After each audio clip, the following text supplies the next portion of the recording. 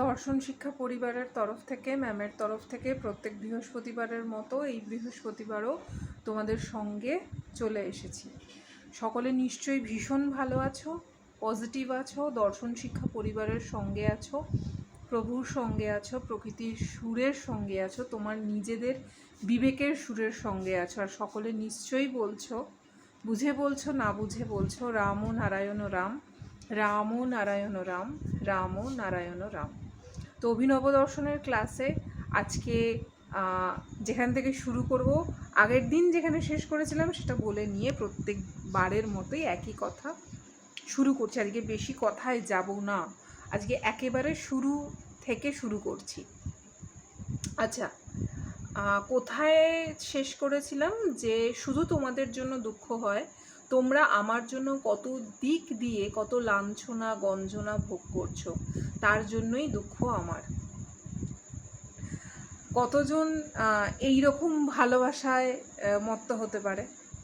কতজন এই রকম ভালোবাসা বেশে এই রকম লাঞ্ছনা গঞ্জনা সহ্য করতে পারে এবং সেই লাঞ্ছনা গঞ্জনা সহ্য করে সেই সহ্য করাটা দেখে প্রভুর তার সেই সকল তুমিদের জন্য কষ্ট হচ্ছে? এই ভালোবাসাটা কে ভালোবাসতে পারে? তো এই রকম কিছু কথা বলেই আগের ভিডিওতে শেষ করেছিলাম। আজকে যেখান থেকে শুরু করছি, এটুকু বোঝা হয়ে গেছে যে একটু রোখাচোখা হয়ে সত্যিকারের কাজ যারা করেছেন আবহমান কাল থেকে, তাদেরই লাঞ্ছনা গঞ্জনা সহ্য করতে হয়েছে। যারা আগেও এসেছেন তাদের কাউকে গুলি করে মেরেছে, কাউকে আগুনে ফেলে মেরেছে, কাউকে পাথর চাপা দিয়ে মেরেছে, কাউকে বিষ খাইয়ে মেরেছে। মারার কি সাংঘাতিক সাংঘাতিক সব রুলস, যে কাদেরকে কিভাবে বিদ্ধ করা হয়েছে সত্যের পথে, সত্যকে চেনাতে গেছে, সত্যকে জানাতে গেছে, তার জন্য কত কিছুই না তাদেরকেও সহ্য করতে হয়েছে। আর কি কি করেছে? কাউকে পেরেক বিদ্ধ করে মেরেছে, কাউকে মেরে পালিয়ে গেছে,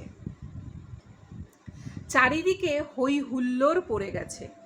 সেরকম সূচনা হয়ে আসছে, মানে প্রভু বলছেন সেই রকম সূচনা হয়ে আসছে। মার খাওয়ার তো আর বাকি নাই। বিরাট বিরাট গুরু যারা হয়ে এসেছেন, আশেপাশে কত নির্যাতন তাদের ভোগ করতে হয়েছে। তোমার গুরুকে, শ্রী শ্রী ঠাকুরকে যে যাই বলুক, ঘরে ঘরে তোমাদের গুরুর নাম চলেছে, ঘরে ঘরে তোমাদের গুরুর নাম চলেছে, এখনো চলছে। তোমাদের গুরু ভগবান হয়েছেন, আবার কারো কারো কাছে চোর দানবও হয়েছেন। আজ ঘরে ঘরে রাস্তাঘাটে তোমাদের গুরুর নাম তো হচ্ছে, আরে চোরই বলুক, দানবী বলুক আর ভগবানই বলুক, নামটা তো প্রচার হচ্ছে। তারকে স্মরণ তো করছে, তাকে নিয়ে শত বাজে কথা বললেও তার প্রচারটা তো হচ্ছে। যে যাই বলুক, তার কোনো শেষ নেই। শহরের যত নোংরা গঙ্গায় যায়, সেইগুলিকে সরিয়ে পূর্ণার্থী মানুষ স্নান করে, কারণ গঙ্গা পবিত্র, চির বিশুদ্ধ। যত ময়লা, যত নর্দমার জল গঙ্গায় এসে পড়ছে, স্রোতে সব বহন করে নিয়ে যাচ্ছে। তাহলে এই যে উদাহরণটা প্রভু বললেন, কেন বললেন এই উদাহরণটা? এমন একটা পবিত্র স্থানের কথা বললেন যে যেখানে আদতে সর্বপ্রকারের যত ময়লা, যত আবর্জনা সেখানে গিয়েই জমা হয়। আবার আমরাই কি করি? সেই সমস্ত জায়গাতেই, সেইখানে গিয়েই নিজেদের পবিত্র, যাতে আমরা পবিত্র হতে পারি, গঙ্গায় স্নান করতে পারি, আমরা সেই স্থানকেই বেছে নিই। কখনো মনের মধ্যে আসে না যে ইস গঙ্গাটা নোংরা, সে আমাদেরকে কি করে পবিত্র স্থান বা পবিত্রতা আমাদেরকে কি করে সে দিতে পারে? এই রকম চিন্তা কখনো আমাদের মধ্যে আসে না, কিন্তু তবুও আমরা যাই গঙ্গায়। তাহলে এই উদাহরণটা দিয়ে প্রভু কি বলতে চাইলেন, আমাদেরকে কি বোঝাতে চাইলেন সেটাই বলছেন। গুরু তার শক্তি বলে লক্ষ লক্ষ ভক্তের পাপ পঙ্কিলতা বহন করে নিয়ে যাচ্ছেন। অন্যান্য মহাপুরুষরা বহু রোগ শোক লাঘব করে দিয়েছেন, বেশিরভাগ লাঘব হয়ে যাচ্ছে কথায় কথায়। যে কোনো ব্যক্তি নিষ্পাপ হয়ে সত্যের নামে থেকে যদি বিবেকের সুরে সুর মিলিয়ে চলে, তার জীবনে এইসব দুর্নাম চলতে থাকে এবং ভক্তদেরও সব পাপ দূর হয়ে যায়। যারা যারা দুর্নাম করছে, যারা যারা নিজেদের মন নিজেদের বুদ্ধি অনুযায়ী যাদেরকে বিচার করছে, বিশেষত যারা বিবেকের সুরে আছে, যারা সেই সত্যের সুরে আছে, তাদের যত অপমান যত অপবাদ সবই তার যতটুকু কিঞ্চিত যতটুকু ওই আবর্জনাটা ভেতরে ছিল সেইটাকে তারা বের করিয়ে দিচ্ছে। শকুনি যেরকম খুঁটে খুঁটে খুঁটে খুঁটে পরিষ্কার করে দেয়, ঠিক তারাই যারা বদনাম করছে, যারা প্রচণ্ড রকমভাবে আঘাত করছে, যারা সাংঘাতিক রূপে শকুনির ক্যারেক্টারটা প্লে করার সাথে সাথে নিজেদের মন বুদ্ধির পরিচয় ঘটাচ্ছে বা পরিচয় দিচ্ছে, সেই সকলেই তোমাদেরকে, আমাকে, আমাদের মতো সকলকে ভীষণভাবে পরিষ্কার করে দিচ্ছে। আমাদের যতটুকু হয়তো বাকি ছিল সেই ততটুকুটাই তারা তাদের দিকে টেনে নিচ্ছে। তো সেই জন্য প্রভু বলছেন বেশিরভাগ লাঘব হয়ে যাচ্ছে কথায় কথায়। যে কোনো ব্যক্তি নিষ্পাপ হয়ে সত্যের নামে থেকে যদি বিবেকের সুরে সুর মিলিয়ে চলে, তার জীবনে এইসব দুর্নাম চলতে থাকে। যে বিবেকের সুরে থাকবে, যে সত্যের পথে থাকবে, তার পেছনে দুর্নাম ধাওয়া করবে। এবার যে কেউ শুনলে আরি তাহলে আমি সত্য পথে কেন চলবো, তাহলে আমি বিবেকের সুরে কেন চলবো, আমার তো শুধু বদনামই হবে। সেই সহ্যের শক্তিটা, সেই অপার প্রকৃতির করুণাময়ের সেই করুণাটা, সেইটা তোমার মধ্যেই বিরাজমান, সেইটা আমাদের সকলের মধ্যে বিরাজমান। তো আমরা যারা দুর্নাম নিতে পেরেছি, আমরা যারা অপবাদ নিতে পেরেছি, আমরা যারা বিবেকের সুরে সত্যের সুরে থাকতে পেরেছি, সবাই বলছে তুমি তুমি তুমি, তোমার দিকেই আঙুল তোলা হচ্ছে, তুমিই সেই জন, যার জন্য এই, যার জন্য সেই, এই তোমাকেই এরকম করা যায়, তোমাকেই ম্যানিপুলেট করা যায়, তোমাকেই ডার্ক সাইকোলজি দিয়ে আঘাত, তোমাকেই এমন, মানে সবই তোমাদের, তোমাকে এই সব, শুধু কারণ একটাই, তারা নিজেরাও জানে না তারা কি করছে। তারা নিজেরা এটাই প্রতিটা মুহূর্তে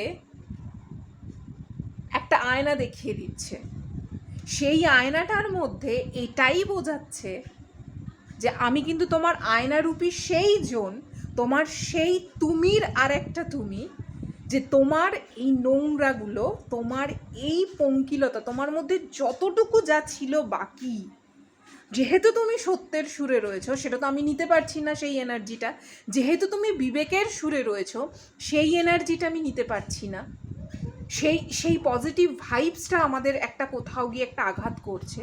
তো তোমার এইটাকে আমরা কাজে লাগাবো, এবং তোমার এই পজিটিভিটিটা যেহেতু আমরা নিতে পারবো না, তাই আমরা কি করব, ক্রমশ তোমাকে বদনামে দুর্নামে বিদ্ধ করে যাব। আর যারা বিবেকের সুরে রয়েছে, যারা সেই সত্যের অনুসন্ধানে রয়েছে, তারা ক্রমশ একটু একটু একটু একটু করে পরিষ্কার হতে হতে হতে হতে সেই আমিতে, সেই প্রভুর সেই আমিতে পরিণত হওয়ার সেই পথে আরও হাঁটতে শুরু করবে। তাই প্রভু নিজেও এই কথাটা বললেন, তার জীবনে এইসব দুর্নাম চলতে থাকে এবং ভক্তদেরও সব পাপ দূর হয়ে যায়। রামভক্ত হনুমান রামকে ছাড়া জানে না। হনুমান ভাবছে আমার বাবা না জানি কত কষ্ট করছে, আমার বাপকে মানে রামচন্দ্রকে যদি ধরে নিয়ে যায়, তাই হনুমান কাঁদছে, রাম হনুমান হনুমান তুই কোথায় আছিস করছে। এত বড় জেল, সশ্রম কারাদণ্ড, অজস্র অজস্র পাপ সেই অনলে দগ্ধ হয়ে যাচ্ছে, সেই আগুনে দগ্ধ হয়ে যাচ্ছে। অজস্র অজস্র পাপ নির্মূল হয়ে যাচ্ছে, সেই জন্য তোমাদের পিতা রাস্তায় পড়ে আছেন। এই ক্ষেত্রে আমি এই লাস্ট লাইনটা যেটা বলবো, যে তার সাথে সাথে আমাদের ভক্তদের কথা, বা যারা সেই বিবেকের সুরে, সেই সত্যের সুরে হাঁটছে, প্রভু যেমন তাদের কথাও বলেছে যে দুর্নাম তোমাদের সঙ্গী, তার পাশাপাশি প্রভু এটাও বলতে চাইলেন, তোমরা তো আমাকে ধরে রয়েছ, তো তোমাদের তো দুর্নাম, তোমাদের অপবাদ, অপযশ তো আসবেই।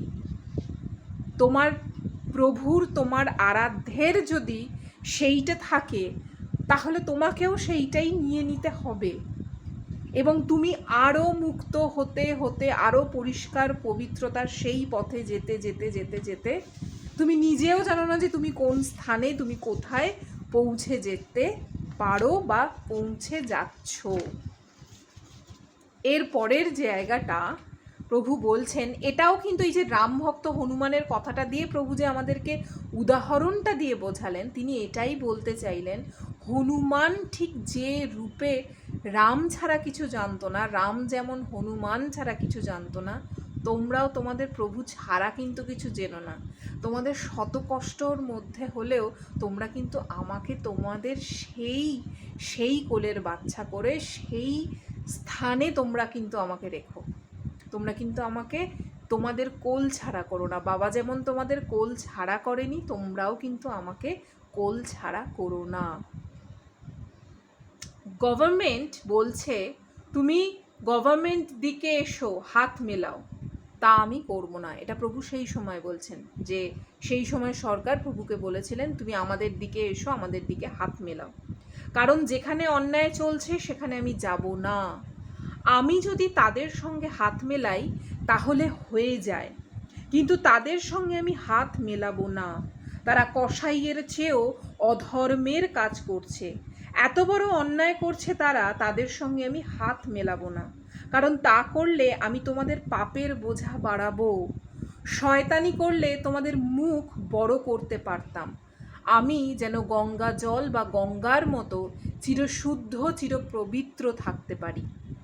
শিশু বয়স হতে আমি সেইভাবে চলেছি, থুতু ছিটাবার কথা বলেছিলাম, আর সেই থুতু ছিটাবার মতো শেষ অবস্থা হয়ে এসেছে। কি সাংঘাতিক লাইন এইখানটা!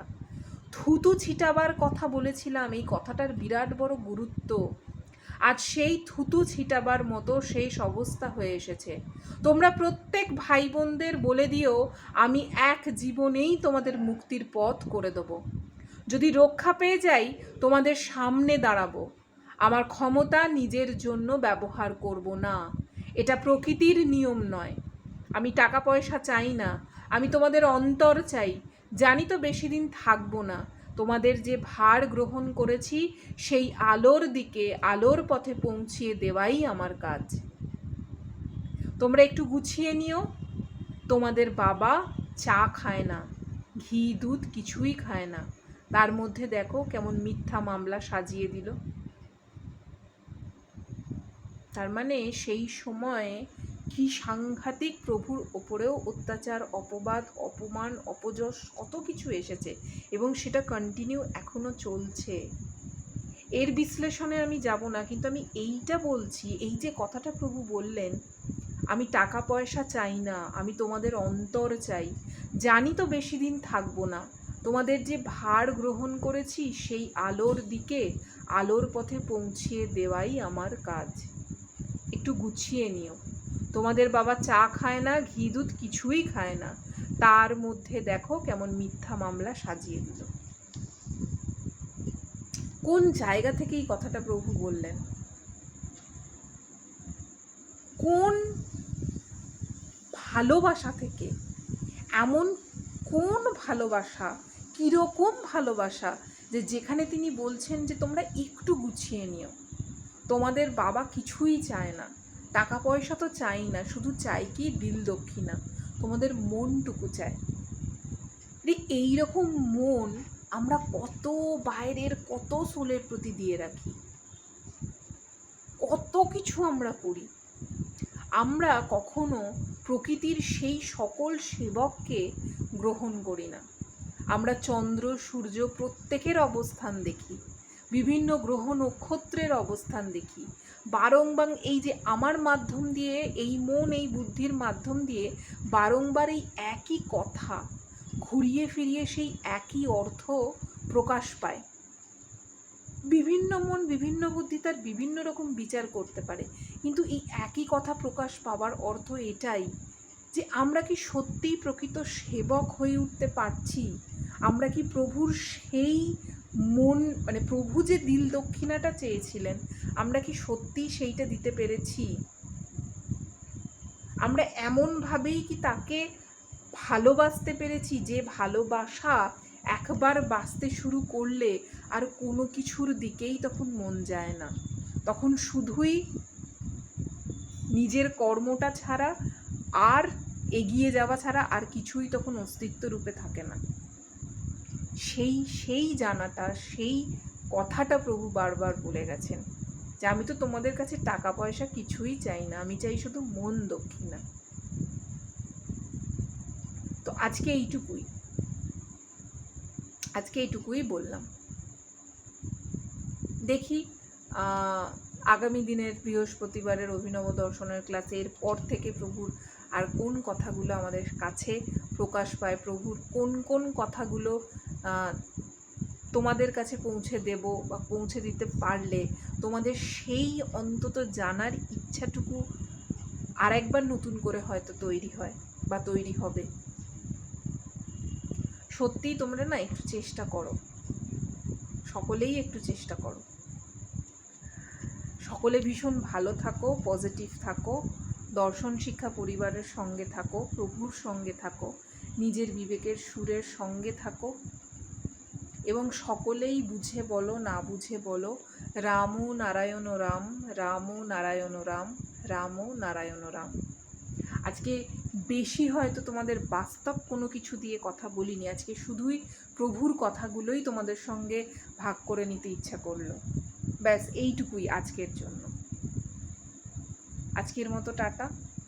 নেক্সট ভিডিওতে অভিনব দর্শনের ক্লাসে আগামী বৃহস্পতিবার যদি এই দেহতে থাকি ডেফিনেটলি তোমাদের সঙ্গে দেখা হচ্ছে। আজকের মতো টাটা। রাম নারায়ণ রাম, রাম নারায়ণ রাম, রাম নারায়ণ রাম।